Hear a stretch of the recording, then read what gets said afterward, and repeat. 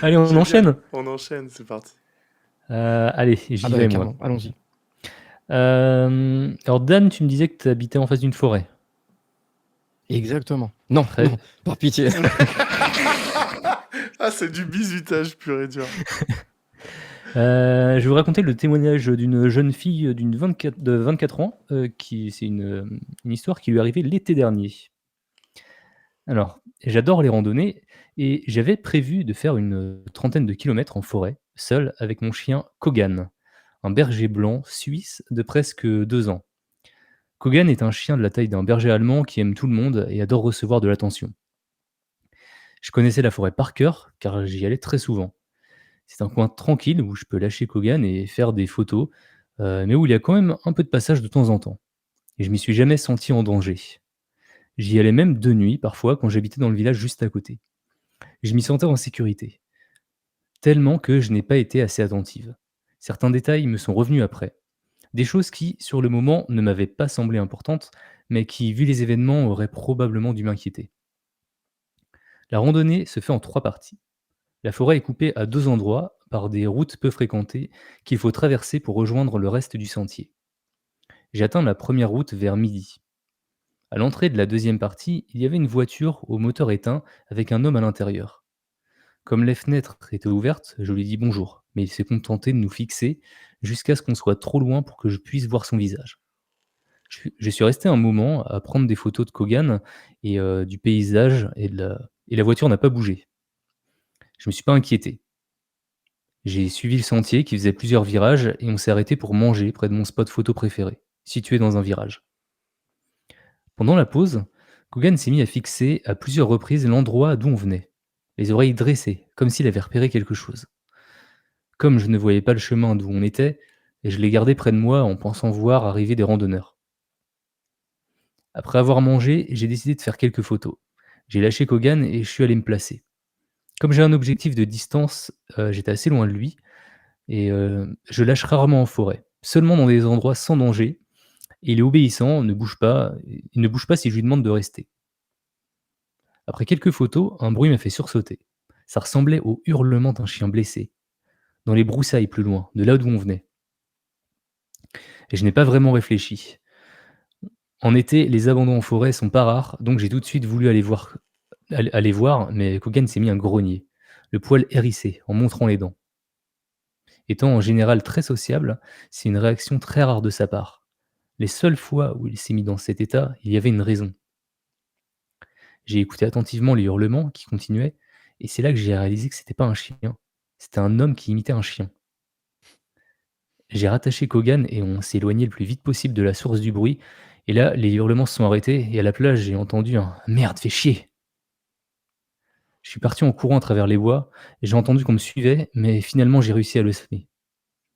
Je suis pas certaine des intentions de cette personne, mais ce qui est sûr, c'est qu'il a tenté de nous attirer. Et en parlant autour de moi, j'ai appris que c'était déjà arrivé par le passé. Ils attirent les chiens et partent avec sans que les maîtres n'aient le temps d'agir. Dans le bois en question, c'est arrivé assez souvent apparemment cet été-là. Après avoir prévenu le garde-chasse, ça s'est arrêté, mais il y a eu d'autres cas dans des forêts aux alentours. Sur les groupes Facebook du village, on voyait passer beaucoup de posts concernant des chiens perdus dans des circonstances similaires. Quand j'ai raconté ça à une amie, elle m'a dit que c'était très similaire à une histoire qu'elle a entendue il y a quelques mois. Une de ses amies promenait son beagle là-bas. Elle a entendu un chien aboyer dans les broussailles et son chien a couru. Elle ne l'a jamais revu. Ce qui m'inquiète le plus, c'est que dans tous les autres témoignages, la personne en question aboie pour faire venir le chien. Dans mon cas, j'ai l'impression que les cris n'étaient pas seulement pour attirer mon chien en imitant un chien qui souffre. C'était presque évident qu'une jeune fille qui aime les chiens allait vouloir aider un animal blessé. Je saurais sûrement jamais ce qu'il voulait, mais je reste convaincu qu'il n'avait pas de bonnes intentions. Voilà. Fin. C'est bien ça. Eh bien, que dire? Ça marche bien. Ça marche pas mal, hein, le coup du en fait, c'est un chien blessé qui pleure et puis en fait non, c'est un homme qui imite un chien. Horrible. C'est Un très bon imitateur. Un très bon imitateur. Alors, j'ai une anecdote. Ah, Enfin, une anecdote, juste un petit fait. Kogan, en japonais, ça veut dire testicule. Voilà, c'est pour remonter un petit peu. Faire baisser un peu la tension. Ah, C'est on demande possible. si c'est une vraie histoire. Oui, c'est une vraie histoire. C'est une vraie histoire. Putain, c'est juste atroce, quoi. Et donc, en fait, il y a eu d'autres cas qui se sont avérés dans En cette fait, forêt, en fait. il y avait pas mal de cas dans la région, mais les autres cas, c'était des aboiements normaux. Enfin, normaux dans le sens, voilà, pour attirer le chien. Ok. Oui, parce que qui dit attire le chien, dit attire le maître. Mm. Donc, si ça se trouve, c'était une espèce de leurre, un leurre animalier, j'ai envie de dire. Ouais. Horrible. Et donc, j'ai lu un petit peu les commentaires. La fille, elle a mis beaucoup de temps à y retourner dans Putain. cette forêt. Maintenant, elle commence à y retourner, mais en mode fais gaffe, quoi. Je pense qu'après ça, ouais.